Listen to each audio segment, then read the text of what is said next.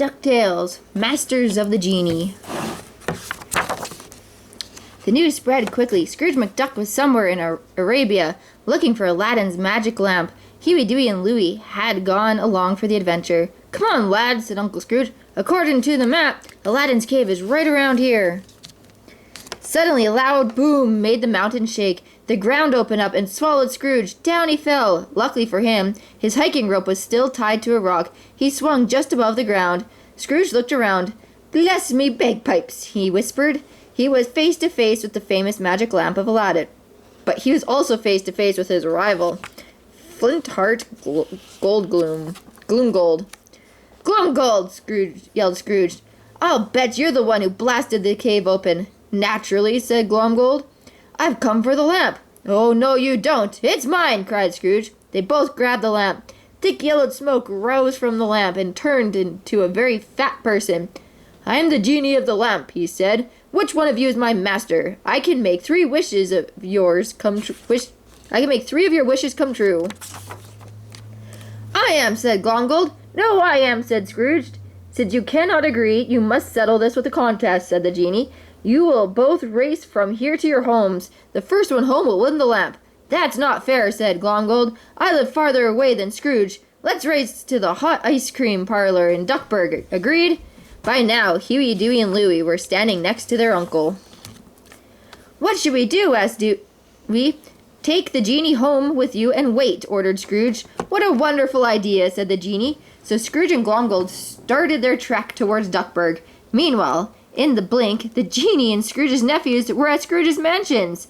But bringing the genie home was a bad idea. He drove the cook crazy, ordering huge meals. He kept the butler busy running errands. He took over the swimming pool, and he sat in front of the television for hours. The genie was no hurry to grant anyone's 3 wishes. Then he would be stuck in the magic lamp again. "This place is much nicer than my lamp," he thought to himself. "I'm going to make sure Scrooge and Glomgold take a long time to get back to Duckburg." The genie waved his hand over the television set, and there were Scrooge and Glomgold right on the screen. The genie watched them march across the desert and smiled an evil smile. Both Scrooge and Glomgold wanted to get to Duckburg first. Neither one would let the other get ahead, not even by a foot. Racing to keep up with each other, they sweated under the hot sun. They were so busy trying to outrun each other that they didn't notice they were running in circles. They were under a magic spell of the genie. The genie laughed as he watched them run in circles. Then he had another mean idea. "He sent them back in time," he said to himself, "back into the days of Abasada and its cruel sultan." Once again the genie snapped his fingers, and a sandstorm rose up around Scrooge and Glomgold. When the storm died down, they were in front of the ancient Arabian city. "A city!" they cried. "That means help!" But when they reached the city, Scrooge and Glomgold were surrounded by soldiers carrying sharp spears. Without a word, the soldiers marched them to the Sultan's palace.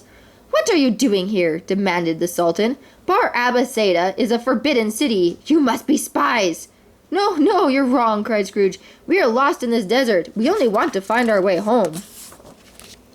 "A likely story," laughed the cruel Sultan. He turned to the lady next to him. "Don't you agree, Sherry-Webazud?"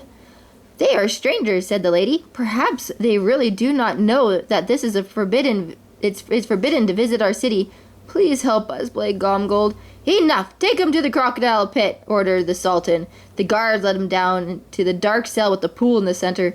Scrooge was thirsty, so he bent down to take a drink. Suddenly, a crocodile leaped out of him. Scrooge jumped back just in time. That night, Scrooge and Glomgold heard someone open their cellar door. "Please leave quietly," whispered Sherry-Webazud. "I have put the guards to sleep. I will help you escape." "But how?" asked Scrooge, following her. "I told them a story. Whenever I tell a story, it puts everyone to sleep." "Come," she said, leading them away. "I'll help you sneak out of the city." Meanwhile, Huey, Dewey, and Louie were keeping an eye on the genie. "We have to get him to get back into the magical lamp," whispered Huey. "Something tells me that Uncle Scrooge won't be able to come home until we do." His brothers agreed, and together they went to the genie. "We've been thinking," began Louie. "The way you've been eating, you're probably too fat to fit in the lamp." "Oh, yes, I can," said the genie. Once he was back inside the lamp, Dewey plugged it up tight. "Hooray! We did it!" yelled the boys. Once he was back in the lamp, the genie lost his power. The spell over Scrooge and Glomgold was broken. 7 days after the race began, tired Scrooge McDuck dragged himself up to the door of the hot ice cream parlor. "You're a little late, friend," bragged Glomgold, holding the magic lamp. "You didn't win fairly," said Scrooge. "When your partners come looking for you, you left me stranded in the desert." Glomgold unstoppered the lamp, and the genie appeared. "What is your first wish?" he asked. "That Scrooge be left alone on a desert island," Glomgold replied. Immediately, Scrooge disappeared. "Ha ha ha!" laughed Glomgold. "I wish I could be there to see his face." "That's your second wish," said the genie, and Glomgold found himself on the island with Scrooge. "Oh no!" cried Glomgold. "I wish I never found this stupid lamp." Instantly, Scrooge and Glomgold were back in Aladdin's cave. Once again, Scrooge McDuck and Flintheart Gold were face to face where they had first found the magic lamp, but this time there was no lamp. Glomgold's dynamite made a big hole at the end of the cave. The walls of the cave began to crack. The rocks were falling everywhere. Scrooge and Glomgold raced for the exit. Once outside, Glomgold ran away. "Are you all right, Uncle Scrooge?" asked Huey. "Aye, but I nearly left me feathers in there, and all to find an empty cave." "Are we going back home then?" asked Dewey. "It's hot here, and we'd really like a good swim in the pool." Inside Aladdin's cave, under a pile of rocks, glowed the magic lamp. The genie would have to wait another 400 years before someone would find it again.